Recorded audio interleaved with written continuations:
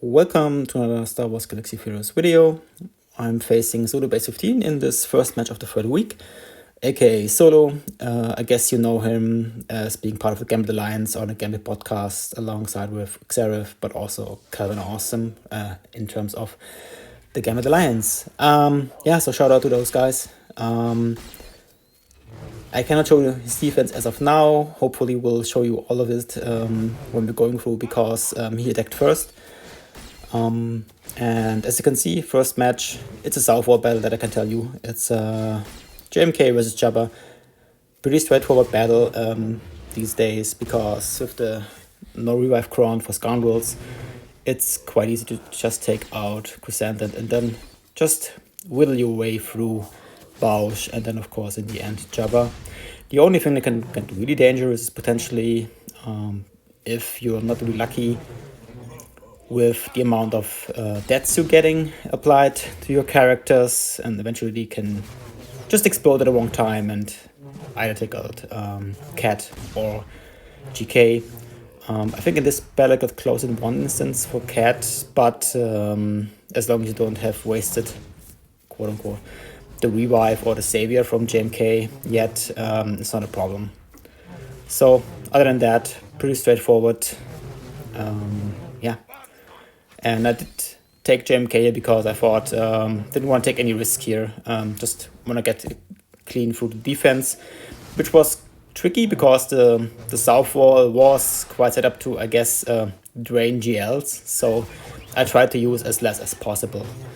Then this is also South Wall battle versus Malgus. This is a comp we potentially could also use Hondo, but I think I placed him on defense. And so I took this team on with a comp that I was using or am using quite frequently recently, at least in 3 vs 3, which is Bastila lead for the bonus protection, but also the little bit of TM gain you get in the beginning, and with Mace, who's just helpful against Malgus anyway, and of course Ethernet Cal. The goal is this: we take out Malgus and then get through the rest. So far, I think I only had one instance where this failed, which was in 5 vs 5, where I didn't really have good other Jedi, and there was Malak on defense as well, which then I couldn't get down because of a lack of offensive power. But other than that, so far this hasn't posed a problem, so quite clean. And then there is the other side of the Sith Empire, alongside with the help of other Sith, Darth Revan with Talon, and of course Savage with the Omicron, which can get super tricky. I think when it first came out with the Omicron, there was an instance where I took it out with Troopers, but this was too risky for me because people are modding the Savages better. As you can see, this is also High Relic, and so I thought the best chance I have here is Malgus, and I also thought I wouldn't need him anywhere else. Could be wrong, but didn't want to take any risk here. Just get through this wall, and so Malgus it was. I like Sif Assassin on this team as well, just for TM gain, didn't you get? She's nice, can hit under protection, which doesn't really do much in this fight, of course. She's just here as essentially a tool for Malgus, because she grants him more health just by being there, and so more health means more true damage with his, I don't know the ability name right now, his jump, I would say. And then this eventually helps to take out Savage, as you have seen, and now also Darth Revan. Not the best banners, of course, but at least I was through it. Then flipped the table, kind of, used my Darth Revan against this CLS team, which was quite afraid of because I did high crit damage. And of course, the damage they're taking is reduced by 75% if they're over 50% turn meter, which is always hard to calculate or hard to see. Not here, because it's clearly believe, but in this case, when it's quite close to 50, is it over, is it not? When you look at, oh no, it's fine. Okay, that was me rambling. Anyway, as you've seen, I already lost Darth Revan. I was thinking maybe I should quit and restart the battle, but then I think, maybe there's a chance, because I remodded my Darth Revan recently. He used to be like speed set with health set and full-on health, which was potentially better outside the Magus team. And now I remodeled him for offense and crit damage, which potentially is not the best thing, as you can see. So he's quite flimsy. Still made it through 52 banners, so best of luck with a utility. And of course, our friend Marauder helped here out. So bad banners, but at least a one-shot. That was my goal. And here you can see Iden, Redis versus Iden, which should be an easy battle most of the time, but we've seen it gone south. I myself have played it wrong, like a few matches back. I was using an AoE with Redis and didn't pay attention. They didn't have days on them, and so they counted him to death. And so you have to be a little bit careful when you play this. Here it doesn't really look good. I was thinking, could go south, we will see. But eventually things turned around. Just there was no crit immunity, so I brought back base, and then my goal was just to bring them down, so remove as much protection as possible, so that once I get to the ult from Redis, I can take them out. Worked on Range Trooper, but I didn't pay too much attention to the other two, so still have to go through them, but here in this case wasn't that much of a problem. Still not the best banners. I mean, 55 is okay, but when you're expecting quite some GLs in the back wall, you want to be as efficient as possible, because you might lose some banners afterwards, anyway. Yeah. So then Lord Vader, which is, I think a standard combo 3 versus 3 with Thrawn and Maul. Stops bounty hunters mostly, but of course you can use other tools, just as Supreme Leader Kylo Ren, but nowadays you don't want to do that, because there is Jill Leia and he's the best counter to her as of now.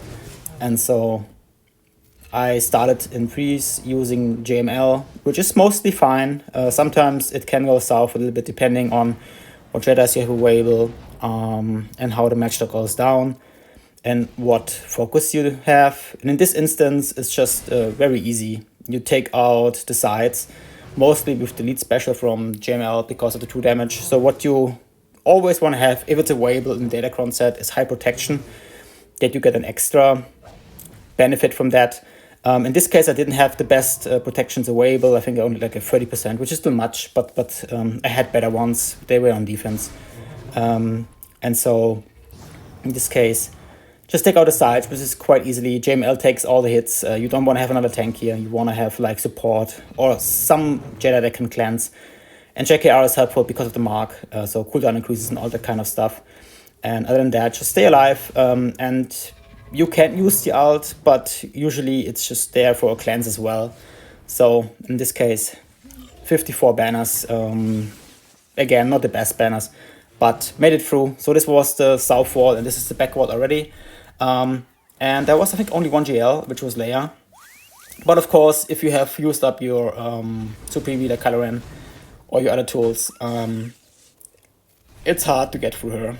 I mean, you can do it, from my experience. I took her down this season one time with Inquisitors, but then the cron on Leia was the 15% TM cron, which didn't really help much versus Reva, and so that was easy. And funny enough, the first attempt back then, I mirrored her with the damage reduction cron, but in that instance, the TM gain is stronger than the damage reduction if you mirror it. Just a side note. Other than that, I think this battle you've seen quite a lot of times if you're watching like GSC videos. So you just want to take out Drogon and R2, get to ult, siphon as much as you can, remove buffs. You don't have to fear the ult from Leia in terms of bringing someone back, because there are no revives with this team when there is Malekith around. And also, like when Supreme Leader Kylo Ren kills someone, doesn't matter. And then you just take out Leia, which of course can pose a problem at times, but not this time. So still bad banners, which is expected with this counter. Then another backwall battle. Reva, which used to be quite a menace. I mean, she still is in freeze, at least. Also in fives even more, because you can take a lot of teams, all GLs. Yeah, but in Freeze, you mostly see her on offense, I guess, except you want to specifically drain Treya. And in this case, I guess maybe one of the front wall teams was kind of designed to use Treya on it, so you don't have it for the back wall. Then you have to do something stronger to take out this team. But I still have Treya available, as you can see, and so the goal is just to take out either Reaver first or Grand Inquisitor, because Seven Sister mostly kills herself with her assists, which is due to the Treya lead, of course. And it's close. You can see the death mark on Treya and that she's not doing too well. But I was thinking, yeah, even if she's going down, I think those two can take the battle to the end, to the finish line. And she made it through. But yeah, it again wasn't best banners, but that's expected when you go against this team. Then I believe this is a Northwall battle. This is a Finn, Sori, Rose team, which I've seen a few times in Freeze. But this time I think Rose didn't have the Omicron, which helps this team. Because like Rose and Sori, they are pretty much like those two murder droids. They just go well together when they have the Omicrons. But yeah, not this time. And so I had one battle with at least only one drop banner. And then I changed my defense up a little bit compared to the last round versus Arnold, like quite drastically. And so I didn't have Rex and Fives away, but only Arc and Echo, which made this battle, as you can see, super dicey. But I had trust in General Anakin Skywalker, so at least wanted to take down the sides, which are like the tanks here in this case, and potentially clean this up. But maybe there was a chance I can one-shot this. And so far it doesn't look too bad. In this case, okay, now it looks bad because he's in the yellow, now he's in the red, but the health steal and the damage output helped. Again, my guess is not more really for defensive purposes, but mostly for offensive purposes. And sometimes this also works on defense, but sometimes not. And in this case, the damage I put on him helped me to get through this battle, even though it was super dicey. I guess defensive modding in terms of more bulk would have been also good or even better, but it is what it is. I'm sometimes also too lazy to remod. Yeah, then this is also like a Northwall battle, I believe, which is a tricky team. But I thought it should be okay for those two, at least in theory, or those three, but mostly it comes down to those two to carry the fight home. And once Qui-Gon Jinn goes down, it's pretty much game over. But it can also go south, depending on what tools the leftover characters on your team have. Anyway, want to focus on this fight now, which is, as you can see, Imperial Troopers versus Ewoks, which have become quite popular on defense. I think they can throw off some teams, especially with Nisa, if you mod her very fast, and for high offense. But also, in general, because the Kron is annoying with the revive for everyone, on Nisa's Kron at least, which was also bugged. I hope they fixed it. But mostly it's fine. You can take out with Troopers, as you can see here, for good banners. And this is a backwall battle again. Dark Trooper Moff Gideon, which sounds so weird. Beskar Gideon is maybe better. He's paired with Dev and Scout, which is a pairing that I also used on defense versus Arnold. And it got taken out quite easily. So I changed my defensive team up a little bit. I think I'm using Moff Gideon on there, so I don't have Padme available, or Gitme available for this. So I was taking Reaver myself, which essentially is straightforward because there's a cleanse mechanic on this team from Scout, which results into Deathmark, and you don't have to worry about revives. But of course, once Scout is out, the cleanse mechanic is out, and so you don't really can apply Deathmark. So once you've taken out the side, like so, you have to keep Beskar Gideon ability blocked, or have to constantly remove turn meter with Seven Sister to kind of keep him in check and control him. So otherwise he would bring death back. Scout not, because he died with death mark on him. But yeah, so it's not really like I would say a hard battle. It's just like you have to keep some things in mind and have to keep him in check.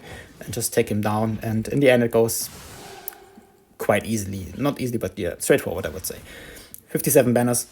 This is also back war battle, which I believe had the Cron on Visa's Mars, so I think she reduces her cooldowns when someone is taken out and she can revive. So my goal was to take her out first, to not have to deal with these shenanigans. And other than that, I really don't like those mirrors, like quote-unquote mirrors, even though it's a different comp. But with Starkiller, you never know, he gets 1,000 attacks and then he has his ult and then everything is bad. But in this case, it was okay. I think a direct mirror is easier because most of the time I have the fastest Mara Jade in the game right now. So mirrors are okay, but not those kind of quote-unquote mirrors. Not the best banners, but it was okay. Taking out a team in one shot, which was my goal. And I believe this is the last ground battle, which is a little bit of overkill because I left C on offense this round, or kept C for offense this round, to put it correctly. And didn't have any use for him up until this battle.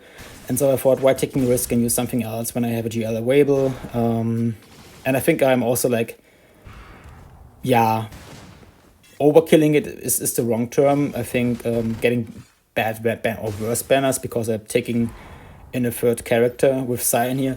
But the thing with Sion is he used to be a super good Sith, but nowadays he's very often left on the bench. Because he doesn't have like an auto taunt, really, or he doesn't have a pre-taunt. So most of the times when you want a Sith tank, you want to have someone else, like Set or SWGOH. And yeah, so I feel bad for the guy. Would be great if they would touch up his kit a little bit. Can be a little thing, giving like a pre-taunt, then he will be fine again. Yeah.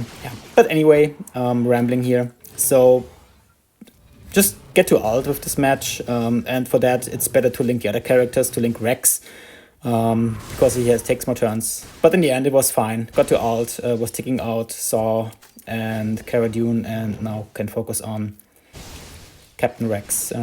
Yeah, so there won't be any surprise anymore on this match, or in this battle at least. So I think it's not a spoiler when I say Rex will go down. But he's trying to not go down, as you can see. But there it is. Yeah, and Sion got the final blow. And then we're in ships. And here, it's almost expected nowadays that you see Executor on defense because it's still one of the best defensive ships.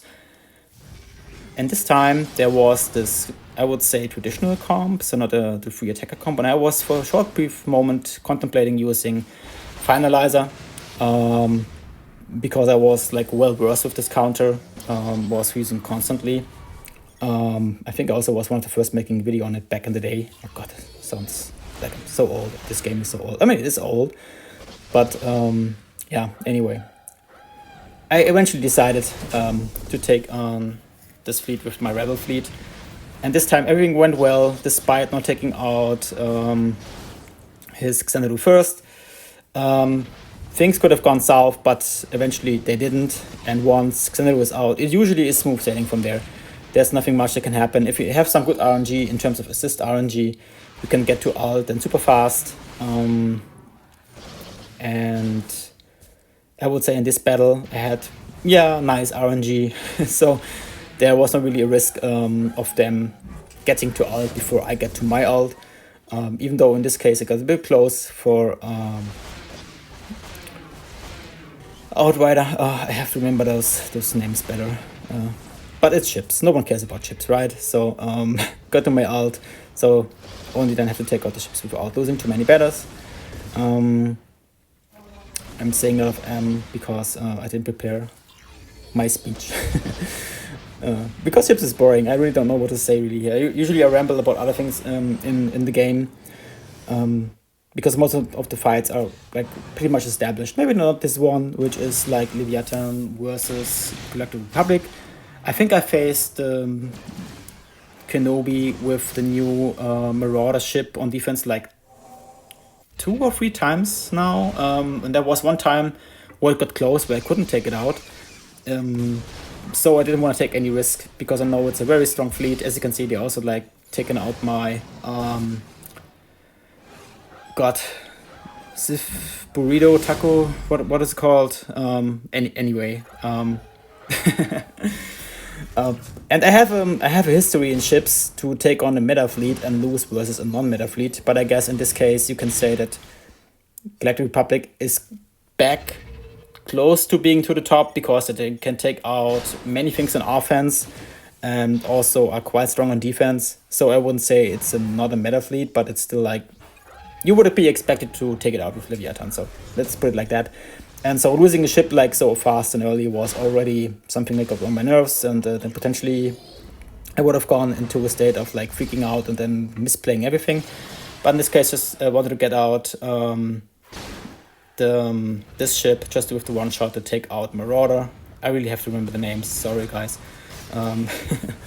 But after that, it's quite easy. I would say the battle's in control when Anakin and the Marauder are out, and then you can get to ult, you can control the ship, and just take them out. I'm still not sure how to feel about the ultimate from Leviathan, because with other ultimates, it's like, okay, the match is over.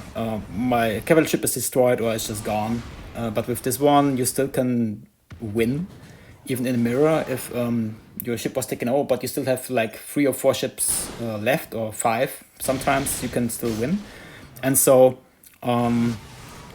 it's weird. It's essentially like it's giving you a window of opportunity, even though your ship is not taken out, but taken over by the ult. Let's put it like that. Which is good for off-meta counters, I guess. And speaking of things that I don't know how to feel about, is also like this. I'm really still, like, after all these years, I'm still finding the best way to take out what's it called? Oh my god, Malevolence with Galactic Republic. Yeah, I've tried many things. Sometimes I get like 75 banner, sometimes it's 68, even though I do the same things. And then because of this, I try new things, trying to take a different route to victory. Sometimes it even fails. So it's always, if you see me failing here, or if you're seeing this, you might think, what is this guy doing even? But yeah, it's just like me playing with my food, so to say. But yeah, eventually got it out. 69 banners, which is a good number, I guess. And here you see the end result. In terms of banners, so I won. I think it's the same amount of banners I got like with Arnold. And as you can see, here's my defense. There was quite some disturbance for Solo when he went against Jabba. He told me that he didn't use JMK, which he should have done.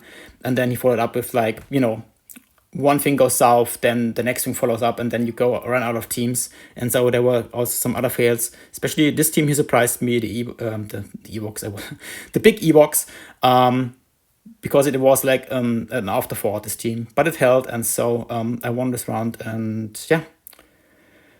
Thanks Solobass, thanks Solo for the match, it was super fun. And for those of you who celebrate, Merry Christmas and have a great holidays. Bye.